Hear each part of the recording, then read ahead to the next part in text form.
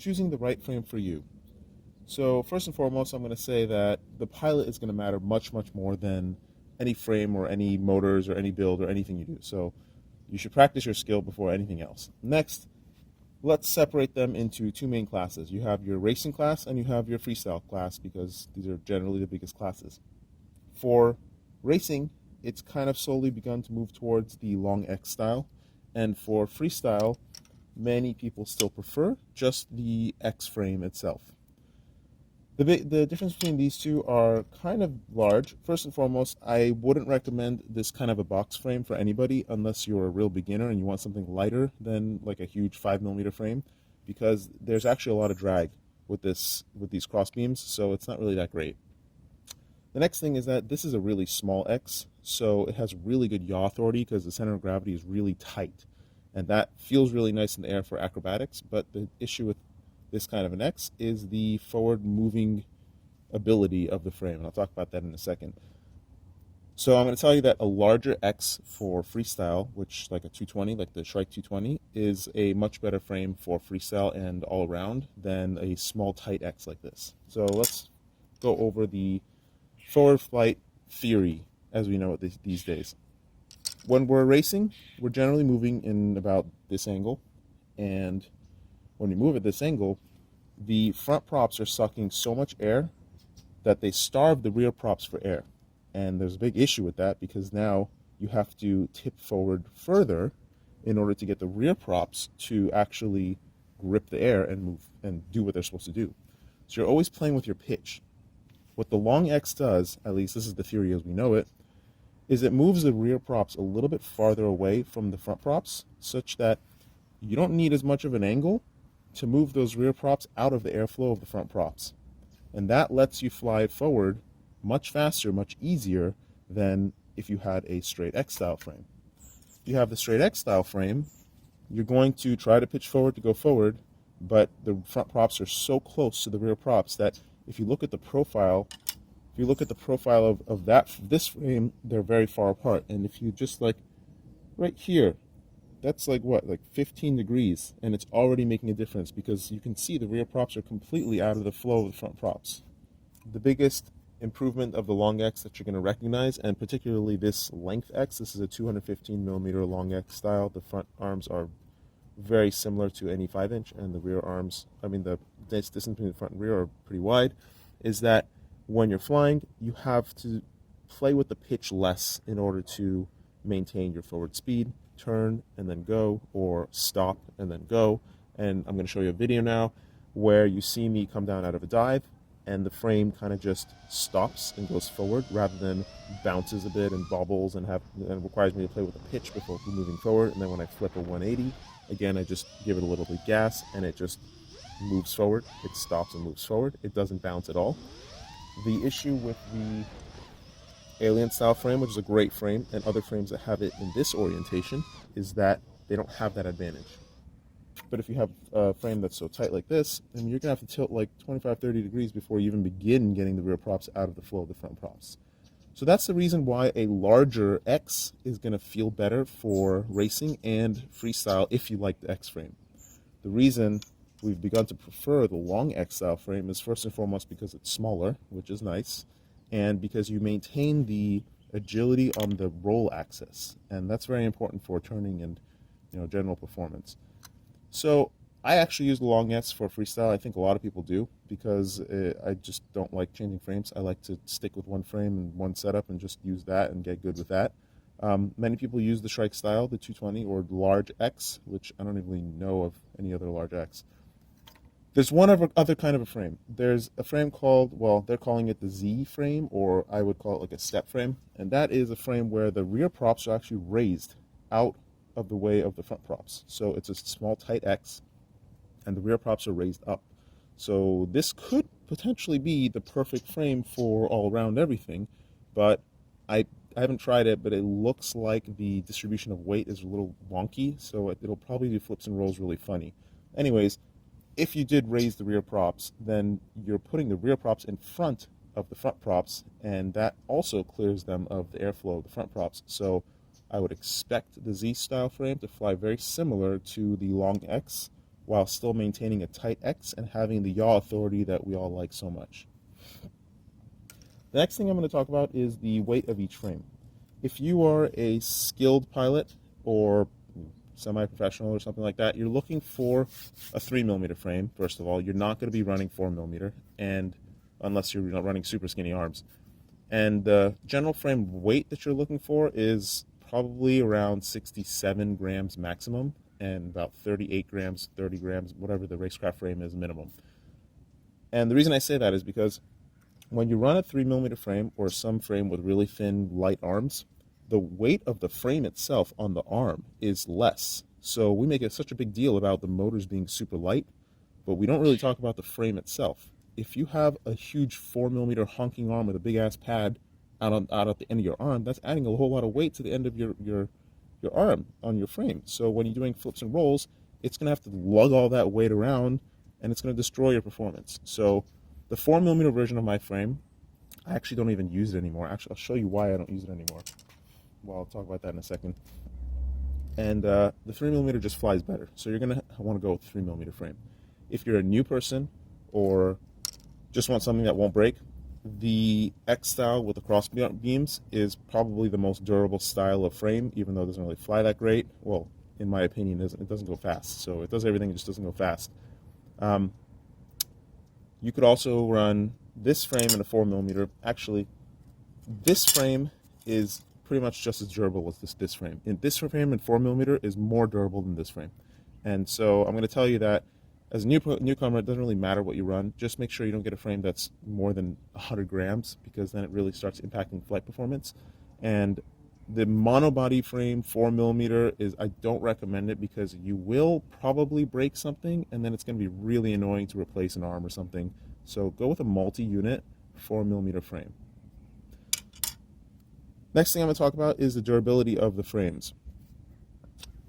The most important thing I can tell you about the durability of any carbon frame is that you have to look at the cross-hatching of the carbon fiber. So I'll tell you a little bit about carbon fiber.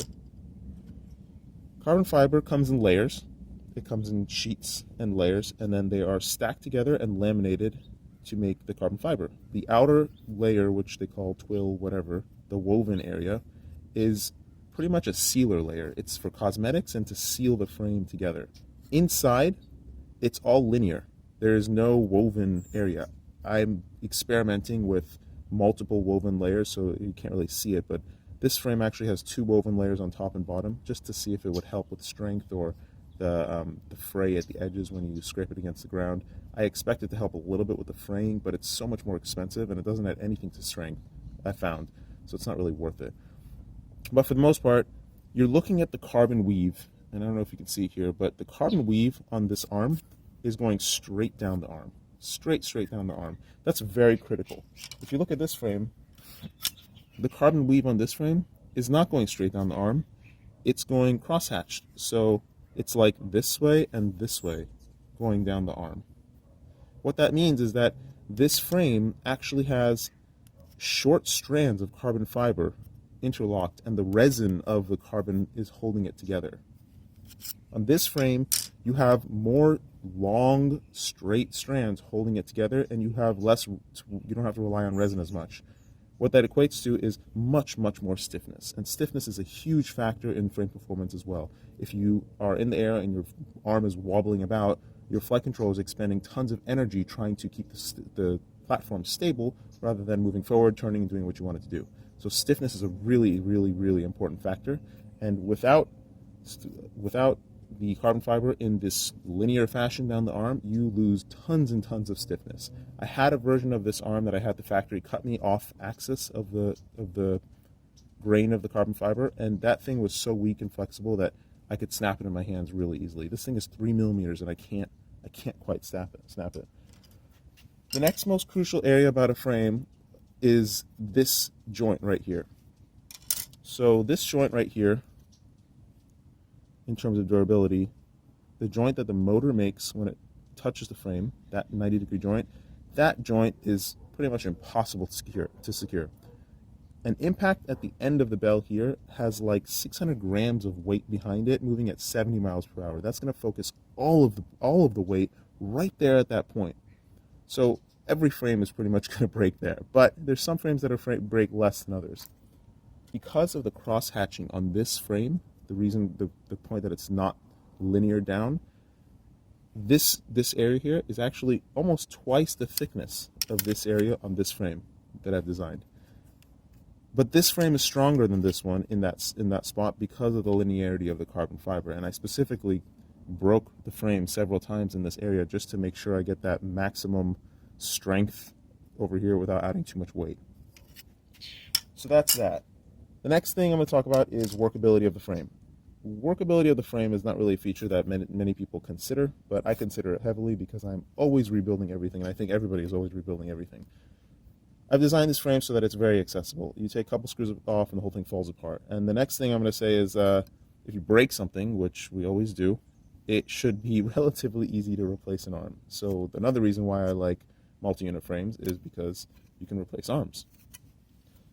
Single unit frames, single body frames are very durable, but if you're trying to go for performance, you're going to run a 3mm single body frame, and something like the old QAV 210, which was a great frame, has really, really wide arms, and that's just going to destroy your performance.